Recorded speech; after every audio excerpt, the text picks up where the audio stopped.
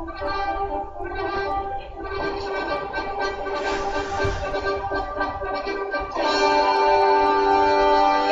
ready, it's econ time. We're learning about GDP, and the world can pay attention to the song. You can be the next person to increase the unemployment rate. If you end up here and become discouraged, you might as well quit the labor force and lower the labor force participation rate.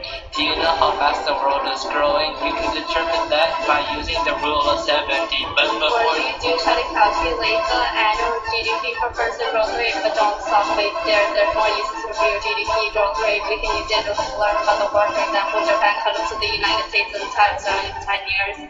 But now they're slow, and that's because they play fair. Now, do you want to know about potential GDP? But first, you need to know about the labor market.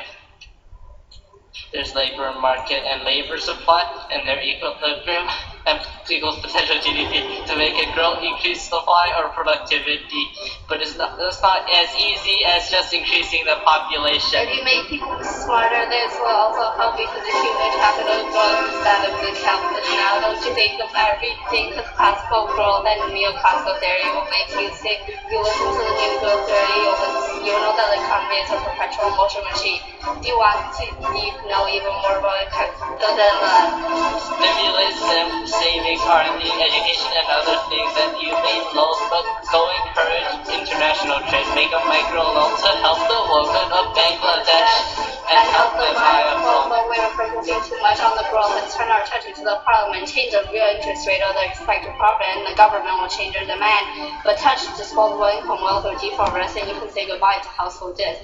But if supply is too much, it can cause a surplus. But if you increase demand, it can cause a deficit. Do you know how scary a deficit is? It can cut out the world, but not the... Ricardo Barrow, the economist. You have a country, and you're poor. You're so proud. If you don't you're an international law. But if you're rich, then you're an international lender. But what's the use of all this when you don't have money? With money, it's a hit or miss.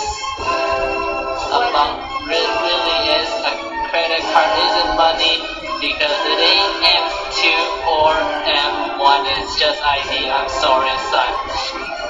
Do you know the top box of Canada is the central bank so big a lot they can sell securities or our reserve. It's all based on what the economy deserves, and that's in the open market time for some money. Come on, let's go. The money creation process will carry you like a boat. I just hope that it'll float. Create too much, too little, it can cause some trouble because the change in the real interest rate can cause a card bluffle. What did you learn? What did you learn? Tell me now, louder. Exchange rate. You can affect your GDP. That's it. Goodbye. See you next time. Because that's what this show is all about, teaching you about economics. Goodbye.